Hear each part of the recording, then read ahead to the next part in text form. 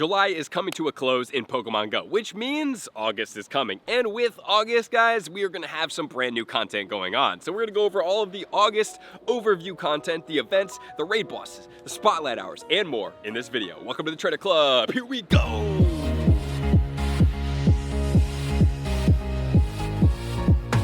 Man, what a legendary month of July in Pokemon Go. And is it over? Kind of. I mean, this month doesn't seem very exciting. However, there are a couple things during this event time for the month of August that could be pretty cool once we figure out what they are. But starting off, we were gonna have Moltres in the raid battles all the way until August 12th from the 3rd. And then on the 12th, all the way until the 21st, we are gonna be getting the Thundurus incarnate form, okay? I'm not gonna say anything about that. That's just what it is. We're just not gonna talk about that. And then on the 21st, I'm excited about this because we're gonna get Xerneas coming back. And Xerneas will be with us from the 21st all the way until the 3rd. So in the middle of the month, we're just gonna pretend that raid battles don't exist for 5-star raids, and then we're gonna go right into Xerneas. And the mega raids coinciding as such will be first cycle all the way to the 12th. We're gonna get Mega Aerodactyl. Then from the 12th to the 21st, we're gonna get the Kangaskhan, and then all the way from the 21st until the 3rd, we're gonna get Mega Salamence, which is a fun time. I love that Pokemon. I'm excited about it. I love the Kangaskhan Mega. The Aerodactyl is gonna be coinciding with an event going on that we will talk about here later. And as far as the events, from the 2nd to the 12th, we're gonna have Adventure Week, which is always a really fun event. I love all of those Rock-type Pokemon. It just gives me nostalgia when Larvitar got dropped for the first time, when we had the Laleep and Anorith, when we had the Cranidos and Shieldon, and most importantly, because they're some of my favorite Pokemon, the Amora and the Tyrant. From the 8th to the 12th, we're gonna have Adventure Week taken over. Kind of seems like maybe there's gonna be a little bit of rocket invasion during the Adventure Week. As of right now, not really sure, but that's kind of what it seems like. Because that leads into the 10th and the 11th, which is gonna be a Shadow Raid weekend. Man, I can't wait to see what Shadow Pokemon is coming in. I mean, dare I say that maybe it's Rayquaza Shadow? Just total speculation, guys, but man, think about it. We've had Lugia, we've had Ho-Oh, we've had Mewtwo, and while, you know, you could have Groudon, you could have Kyogre, man, a Shadow Rayquaza weekend would be freaking epic. I'm not gonna say that's what it is. I'm just hopeful. We'll see what happens, but regardless, it's gonna be fun. And then for the Pokemon Go Worlds, from the 16th until the 20th, we're gonna have a Shared Sky event. On the 18th, we're gonna have a Calm Day Classic, which has not been announced yet. Can't wait to see what we're getting there. Hopefully it's a relevant Pokemon. From the 23rd to the 30th, we're gonna have Triumph together, and then on the 31st, we are gonna have the Community Day. So those are gonna be all the events for the month of August. And throughout the entire month of August, we are gonna be getting Shadow Suicune back in the raids. I'm not very excited about that. I think Shadow Suicune is an amazing looking Pokemon. It's great. Unfortunately, its performance in Pokemon Go is not great, which is kind of what hinders me from being excited about that. And then as far as raid hours, on the 7th, we're gonna have Moltres. On the 14th, we're gonna have the Thundurus. And then on the 21st and the 28th, thankfully, we don't have two of the Thundurus. We're going to be getting the Xerneas. So for everybody out there that does need the Xerneas, this is a great time for you guys to be able to raid. It's going to be out with us for quite a while. For Spotlight Hours, it's going to be Drillbur on the 6th for 2x Catch XP. I love the Drillbur, great shiny, so now is a great time for you guys to be able to get that. On the 13th, it's going to be Laleep for 2x Catch Candy. Mankey on the 20th for 2x Transfer Candy. So if there are Pokemon that you're trying to get extra candy for when transferring, you might want to wait until the 20th, maybe some of those GoFest Pokemon, maybe some Pokemon that you've traded and you just want a little bit more candy of that rarer Pokemon or a rated Pokemon.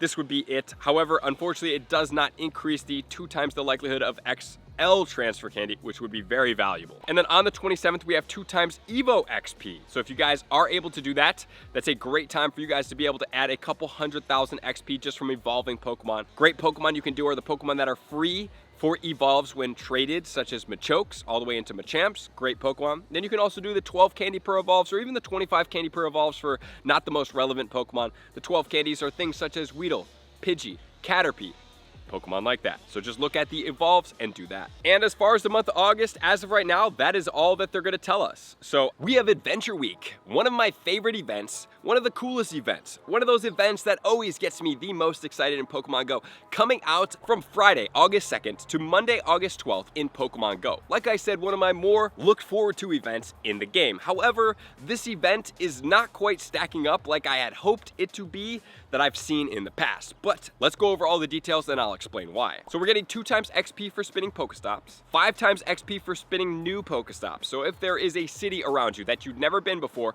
popping a lucky egg, and doing as I talked about in yesterday's video with stocking up on items, this would be a great time to be able to go and do that. Except using an auto catcher by spinning just Pokestops, not catching Pokemon, and going through and blowing through all of this stuff. Or what you could do is you could have somebody driving all of you guys around, not playing Pokemon Go, but you guys in the passenger seat at a slow speed could be playing Pokemon Go. You could have your auto catcher catching Pokemon, and then you could be hand spinning all these Pokestops on a lucky egg, because that then changes into 10 times XP for spinning new Pokestops. There's going to be 2 times XP for hatching Pokemon, but a cool feature is going to be there's increased shiny chances for the following: Cranidos, Shieldon, Tortuga, Archon, Tyrunt, as well as Amora. And some of you guys be like, wow, that's really cool. Well, just hold that thought for a second, because the wild encounters are going to be Diglett, Omanite, Kabuto, Dunsparce, Roggenrola, Drillbur, Bunnelby, and then a rarer spawn of Aerodactyl. And I know some of you guys are like, psh, wait, okay, so you're getting shiny boosted rates on Pokemon that are not spawning in the wild. Yes, I thought that too. I was like, what in the heck? Why would they be giving us shiny boosted rates of Pokemon that are not going to be spawning in the wild? Doesn't make a ton of sense to me, but that is the situation. So where you can find these Pokemon is going to be, look no further, 7-kilometer eggs. Wow, 7-kilometer eggs. I absolutely do not like eggs. They are not my favorite things to do in Pokemon Go. Yes, I've hatched 1 Shundo, but besides that, I only really operate eggs as a means to gain Stardust, because I don't really rely on chances of RNG of eggs. They've never really proven to me that they're really worth it, and so that's why I am not an overly sold person for egg RNG. So these Pokemon in the 7-kilometer eggs are all the shinies: Tortuga, Archon, Cranidos, Shieldon, Amora, as well as Tyrunt. And so while this Pokemon pool may entice me a little bit, I might hatch a few 7-kilometer eggs, I just don't know if I'm going all out with these 7-kilometer eggs. But at the same time, you could hatch a Shundo, and I know that lure is out there to be able to do, but you have to really put into perspective. If you're feeling good about it, do it. If you get nothing and you feel lack, that means that you shouldn't have done it in the first place.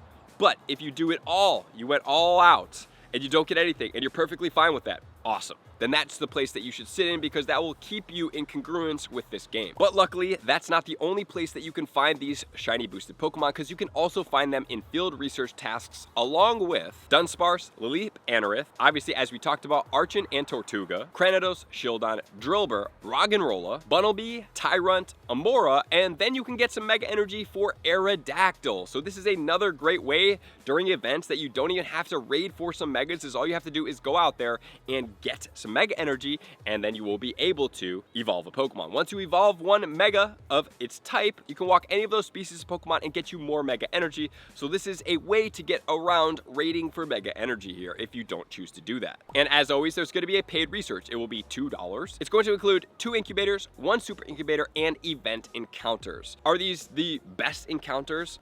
I don't know, but maybe these are going to include some of those shiny boosted Pokemon, which would be helpful. As always, when we get into the tips, I will include what those special research and the paid research is going to be, so you guys do know what you are to look forward to. And there's going to be a collection challenge as well as showcases. And please do not overlook the showcases, guys.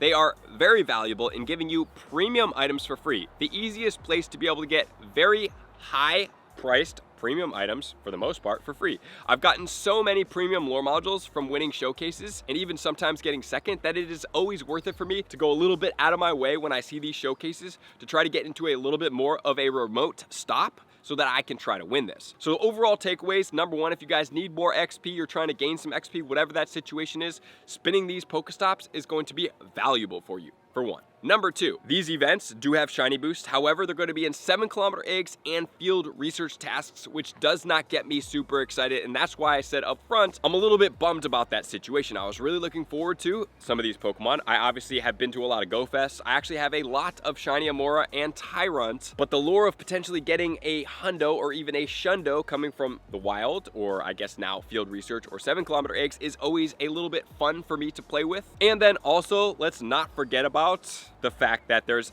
great field research tasks out there, which might be one of my main focuses of this event when I'm looking at this eventscape, because field research tasks are free.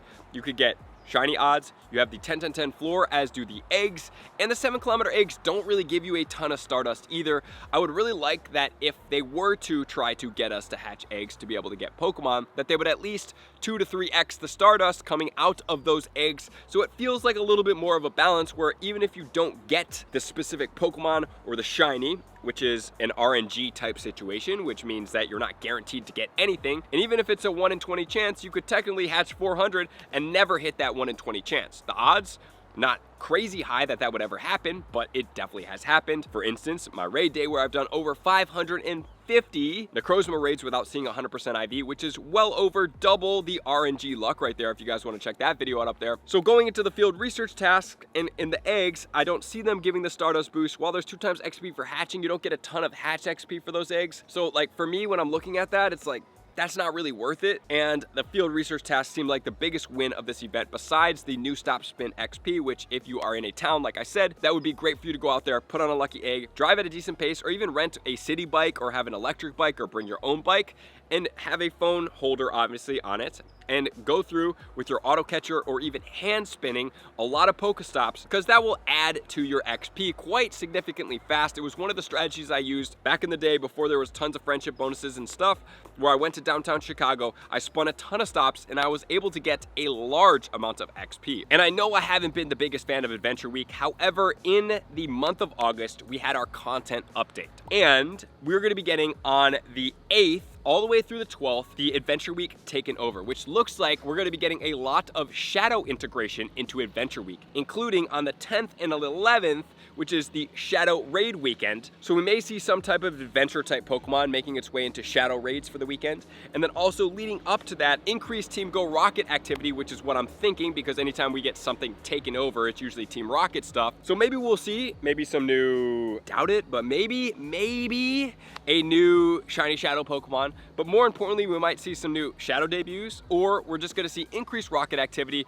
which could be involved in the Adventure Week, obviously, as they're stating here. So this may be a fun time for the Adventure Week to have a little bit of a Rocket twist. And with that, hopefully that means we can TM away frustration on some of our Pokemon. So it's something to look forward to. Thank you for being here as always to all of my likers, comments, subscribers, Patreon members. Everybody takes your support, subscription, space, 2x. I'm gonna see you guys out in the next video. Peace. I want to take this time to thank everybody who supports me in every facet. It means the world to me, and an extra special thank you to all my Patreons. I greatly appreciate the extra support to continue to allow me to pursue Pokemon Go full time, allowing me to create my daily video uploads in the most timely fashion for everyone's benefit.